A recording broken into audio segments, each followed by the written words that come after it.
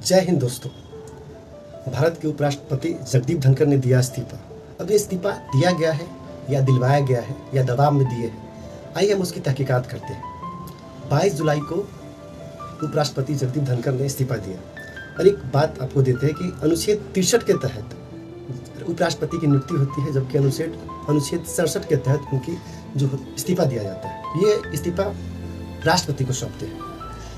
अब ये इस्तीफा दिया गया है या दिलवाया गया है, इससे कुछ संकेत मिलते हैं, जैसे कि प्रधानमंत्री की चुप्पी या बीजेपी के अन्य जो नेता हैं उनकी इतनी लंबी चुप्पी, और राज्यसभा के जो मीटिंग है उनका जो सत्र चल रहा है तो उसमें जेपी नड्डा और किरण रिजिजू की अब्सेंट, ये दिखाता है कि कहीं ना कुछ ऐसे संकेत रहे होंगे जो कि दबाव में दिया गया है। अब 22 जुलाई को वो मीटिंग कर रहे थे, सत्र चल रहा था उनका, और सत्र के बाद ही अचानक इस्तीफा दे देना, तबीयत खराब होने के और कोई ऐसा एम्स में अपॉइंटमेंट भी नहीं हो रहा है उनका, तो ये कहीं ना कहीं दिखाता है कि कुछ ना कुछ आना कहीं आंतरिक विद्रोह की संभावना बन रही है।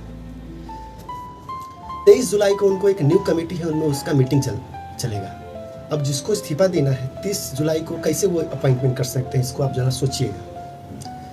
अब प्रधानमंत्री का ट्वीट जो आता है, बहुत ही लेट ट्वीट आता है सबसे पहला तो ये, और उसमें 2 शब्द का मात्र यूज किया गया, जबकि हमारे माननीय प्रधानमंत्री लंबे चौड़े संवेदना प्रकट करने में जाने जाते हैं। उनका भाषण 2-2 घंटा का चलता है, ट्वीट भी लंबे चौड़े होते हैं, उसमें बस 2 शब्द का ट्वीट कि उनको हेल्थ की उनकी शुभकामना, सही होने की कामना करते हैं और उन्हें बहुत ही अवसर मिला। इस जैसे शब्दों का प्रयोग ये अपने आप में कहीं ना कहीं दिखाता है क्या ये आंतरिक विद्रोह रहा है या फिर कोई और।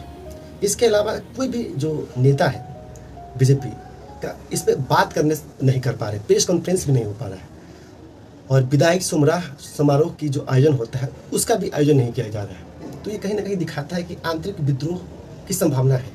अब ये संभावना कहीं ना कहीं उनके कुछ ना कुछ ऐसे कार्य होंगे जहाँ झलकता होगा, तो आइए हम उसको समझने की कोशिश करते हैं।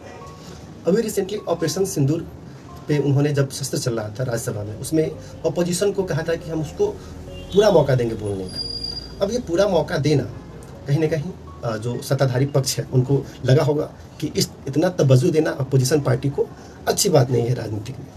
दूसरी बात यह है कि किसान आंदोलन के समय जगदीप धनखड़ का प्रेस कॉन्फ्रेंस जाके मीटिंग जब चलता है, उन्होंने ये कहा है कि किसानों की आय दुगुना क्यों नहीं हुई, बार बार प्रोटेस्ट क्यों हो रहा है, उनकी समस्या सरकार क्यों नहीं सुन रही है। तो ऐसे सत्ता के विरोधी, अपने सरकार के विरोधी इस तरीके का स्टेटमेंट देना कहीं ना कहीं ये आंतरिक कलह को बढ़ा रहा है। इसके अलावा बार बार सुप्रीम कोर्ट पे टिप्पणी, जैसे कि जस्टिस वर्मा के घर में जो मिले जले नोट पे उन्होंने टिप्पणी किया था।